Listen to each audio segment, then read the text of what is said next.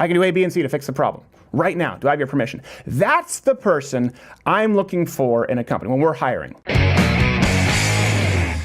You hear this a lot. You hear right now when we were talking about CNN and we were talking about kind of what's been going on with Kavanaugh. We've been talking for a long time, obviously, about Antifa and Black Lives Matter. And you hear people often complaining, saying, well, someone has to do something. Right? We hear that all the time. Someone has to do something.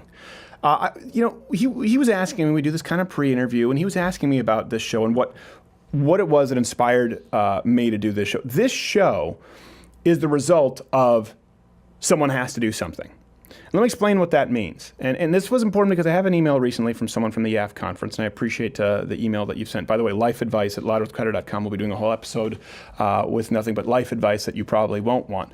But I remember a time when every conservative I knew, including myself, about how there was no conservative late. They're like, where's the conservative late night? Where's the answer to the Daily Show? You still often hear it, right, from people who watch cable news. How the left has a stranglehold on comedy. Everyone kept saying that we needed someone's got to do something. And I remember pitching this program. Now, whether you like it or not, this is not the point, whether you enjoy the program or not. I know many of you do not, but you're here anyway, and I appreciate you suffering through it with us. I really do. Sometimes I wonder why you watch, but I appreciate it. I pitched this show day in and day out at Fox News for 4.5 years and was told that it would never work. This very show, what you know also, by the way, has changed my mind, was turned down by, I think, every major conservative publisher.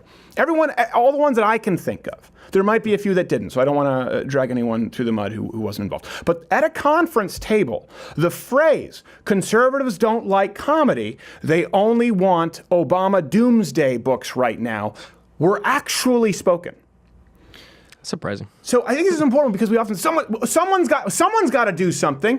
We have people even come up after the show, like, what do I with CNN with my friends? Someone's got to do something. And I don't want to point to anyone specifically. We're hiring, right? And you can go to louderwithcrowder.com to see we're hiring, we're moving to new spaces, expanding all the time. There were some people when we were hiring, very good people, but you know this, they effectively just wanted to take part. We have like an 80% dropout rate. Yep. They just wanted to come and kind of work. This isn't for you. This is the kind of place where you do whatever it takes. You grind until it's done because what? Because somebody has to do something. It applies both ways. If we stop doing this show, there's no one to carry the mantle right now. There's no one else. There's no one else who's going to provide this. And we keep putting ourselves through something that obviously the ringer, it's very difficult, and we're getting more people coming in to do the program. I was talking with Ben about this. They have much more staff than we do, but we do it because someone has to do something. This is us doing something. You know why people can't stand complainers? And this is someone has to do something, the person who just sits idly by and says this. And believe me, I'm going to tie this into a way that's hopefully helpful. It will be helpful if you have ears to hear. You know why people can't stand complainers? It's not just because they're annoying. But they are. It's because in complainers, we see weakness. And in weakness, we see untrustworthiness. We see betrayal. The left loves to vilify. I was just talking about this with Gavin McInnes, and this was what kind of spurred this. I was just talking with the left. They love to vilify the strong as toxic. Let me ask you, how many times have you been betrayed in your life by a strong man or a strong woman? How many times have you been backstabbed by the person with a backbone? The person who may be a little bit tough to deal with, might be a little bit brash, might be a little bit blunt, but gets things done. How many times have they screwed you over? Think about it, genuinely.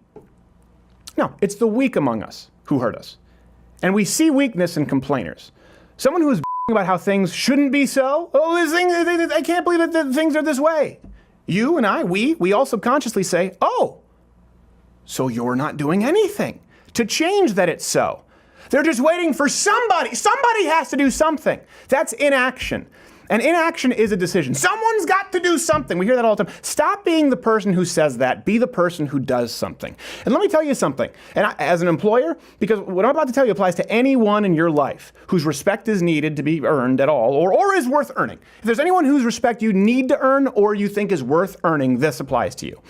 As an employer, the most valuable person to me is the guy who comes to me with solutions to problems that I didn't even know existed yet. The most valuable, the MVP is the guy or girl who says, I noticed this wasn't working properly, or I noticed that this could be made more efficient, and I thought we could fix it through ABC or XYZ. I do have your permission to do so.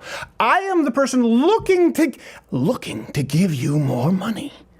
Are you man enough to take it? That's the person employers are looking to promote. And it applies to every aspect of your life, from your work to your relationships, to your marriage, to your finances.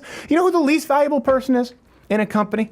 It's the person who says problem, problem, problem, and doesn't give you any solutions. And months down the line, still no solutions. Because anyone can find a problem. But when it comes to fixing it, by God, somebody has to do something. Well, could that somebody be you?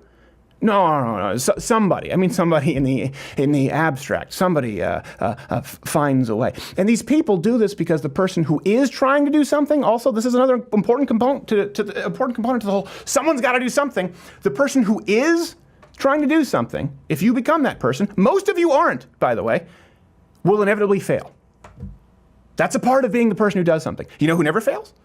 The person who sits by and says, someone has to do something. Will someone please think of the children? How about you think of the children? Someone has to do something. And then they can sit by and find more problems and point to the failures of the people who are doing something. But in the long run, they're not the ones helping you, providing solutions. Not only are these people less valuable in an employment situation, they cease to be valuable to anyone in their life. You know, the problem finders. Someone has to do something, guys. Eventually, they find themselves, or herself, cast out from workplace, society, marriage, their friends. Sure, they might band together like we were talking about with Gavin McInnes and a few others. Somebody got to do something, guys, for a bit, make themselves feel big, a mob mentality, but that crumbles. Back to the individual do something guy. The guy who says, I can do X, Y, I can do this. I can do A, B, and C to fix the problem. Right now, do I have your permission? That's the person I'm looking for in a company when we're hiring. And you know what? So is everyone else. It's not just about, that's the person your employer's looking to promote. That's the person your friends are looking for in a true friend. That's the person your wife is looking for in a husband. That's the person you're probably looking for in a wife. That's the person your kid's looking for in a dad. That's also the person God's looking for in a disciple. Oh, did I strike a nerve? Did I strike a nerve with all the nobility and poverty, pious, fake Christians?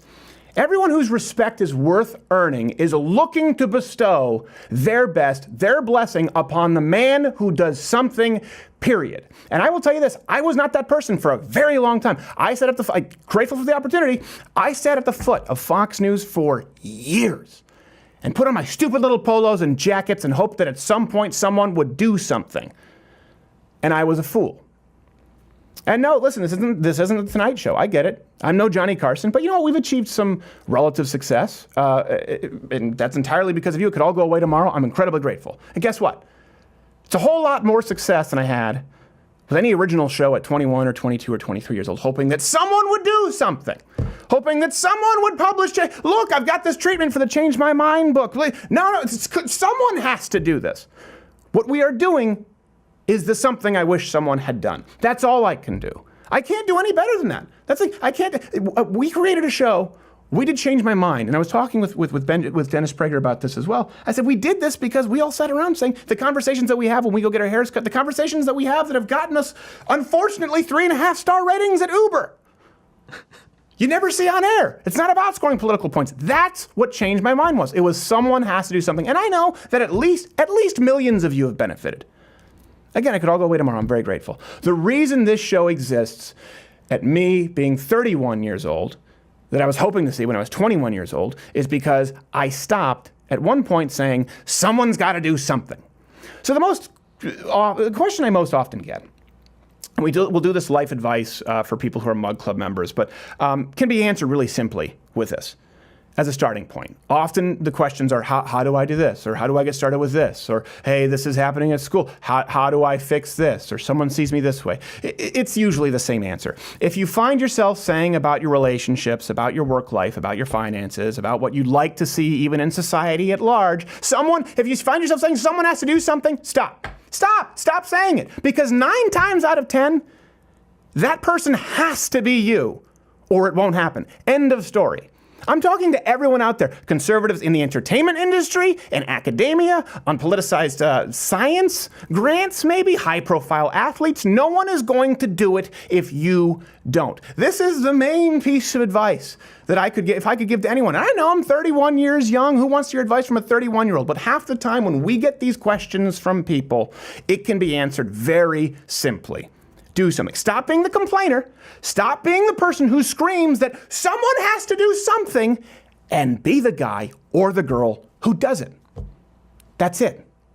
This week, go forward, be the guy who does something. Hey there, YouTube viewer. If you like this video, you first off should probably seek counseling, but you should subscribe or hit the notification bell or watch one of these videos that's playing. The truth is, I don't know what any of that means anymore. If you try and subscribe or hit the notification bell, you won't be notified. And if you try and click one of these videos, it's just going to take you to BuzzFeed Boldly Fat Broads as they get carried out of their houses where they had to break down the north wall and they get carried out in a land whale tarp. I don't know what's happening on YouTube. I know what's happening with Mug Club, louderwithcrowder.com/Mug Club. You get to watch the daily show 1 hour every single day, not just clips, along with like 15 other shows for $69 annually if you're a student and or veteran or military. And you get to keep us here on YouTube for free because we can irritate them by your support.